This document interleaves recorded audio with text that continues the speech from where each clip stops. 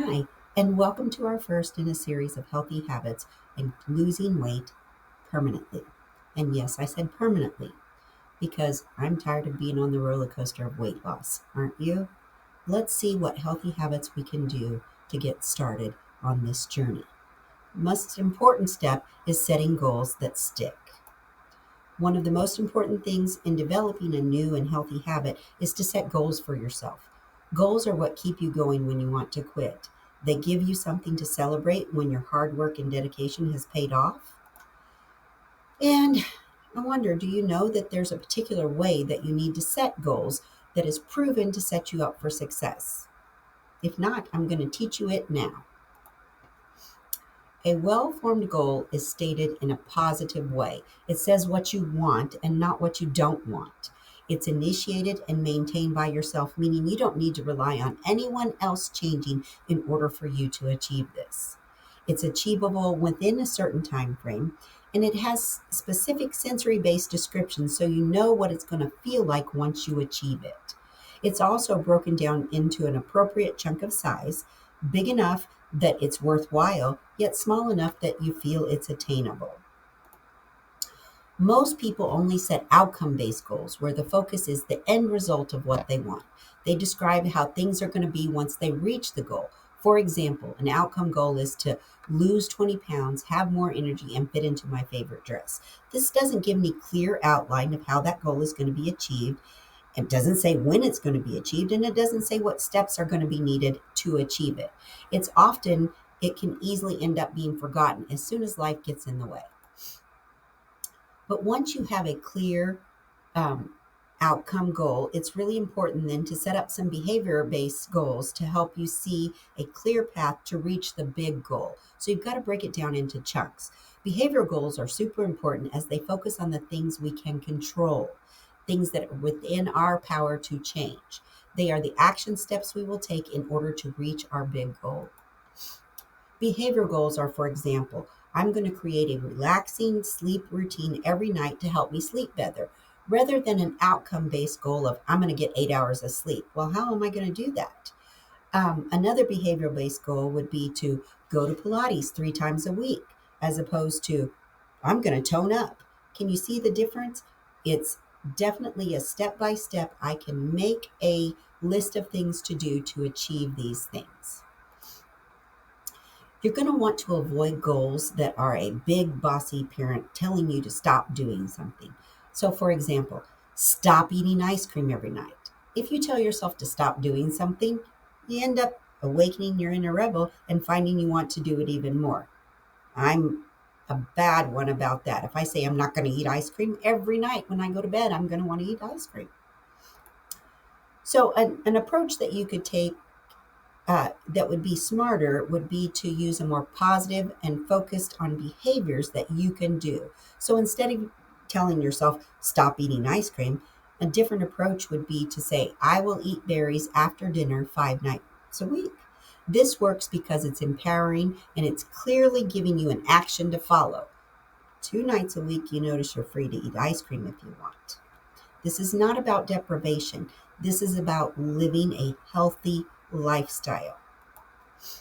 Another important part of goal setting process is to uncover the why beneath your goals. It's the why you truly want to achieve something. It's about what this will give you more of or less of in your life.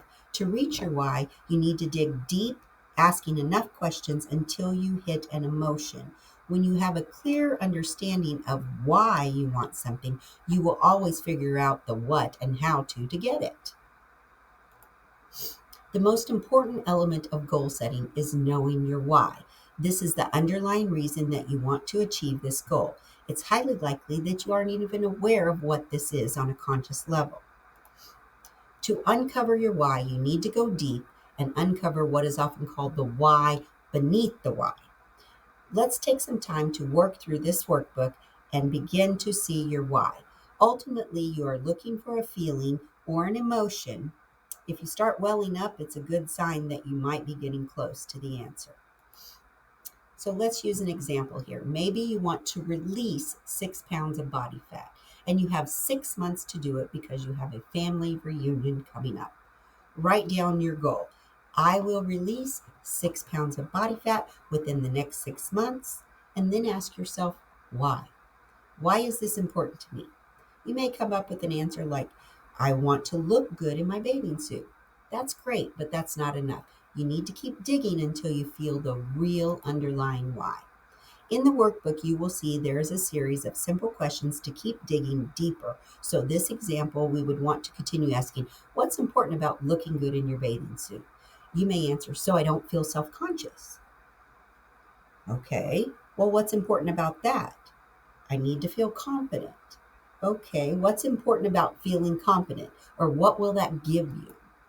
And you say, I will feel confident, so I will go on the kayaks with my kids rather than sitting on the beach. Now we're getting close, aren't we? And again, you ask, what's important about that? And then you say to yourself, because this is such a special family holiday, we've saved really hard, and I want to create wonderful memories for my kids. I don't want to miss out because I'm sitting on the beach feeling self conscious. Bingo, you've got it. Us humans are forgetful creatures. So we need to talk about anchoring our goals and our why.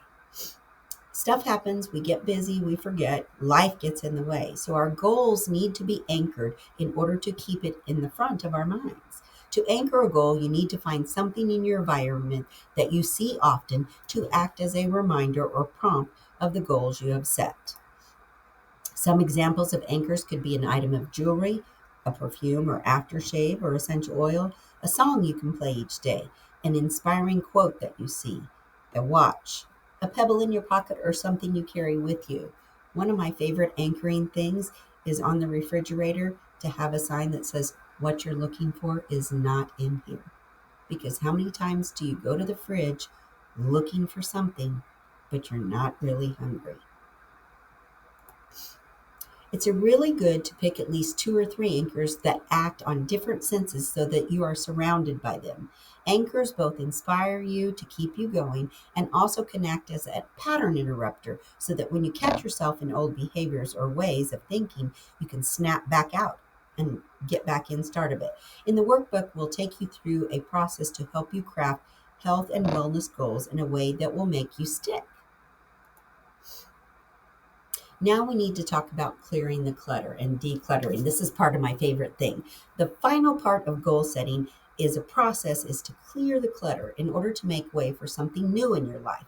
As the saying goes, out with the old and in with the new. Clearing the path for new things in your life is so crucial to achieving your goals and setting what you want. It's important to systematically or structurally change something in your life to make way for the new things. Energetically, it's telling your powerful mind that you are ready to embrace change. So let's use the bathing suit example. If you are using the bathing suit example, you might get rid of that old mom bathing suit that's got the skirt and the skort and it looks just hideous on you. Throw it away. Instead, buy a new bathing suit, 2 sizes too small, and hang it up on your closet door, on the outside of your closet door, not the inside. That way, every morning when you get up and you look at that bathing suit, it's giving you motivation to step forward. Imagine what would happen if you're trying to redecorate your house, but you can't fit the new furniture because you haven't cleared out the old furniture. So you ask yourself this, is there any clutter in your schedule or your environment that needs to be cleared before you can move forward?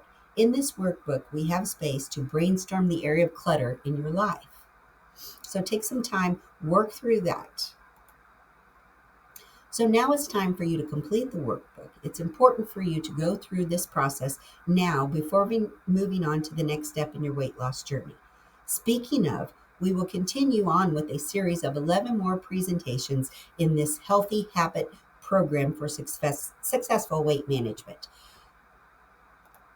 I would like to also offer everyone a special offer. If you want to work with me in the office, just message me or go to my website, www.anewyouwoman.com. Set up an initial consultation. Let me know you're there for the special offer for the weight loss program, and we'll get you started on a series of skinny shots.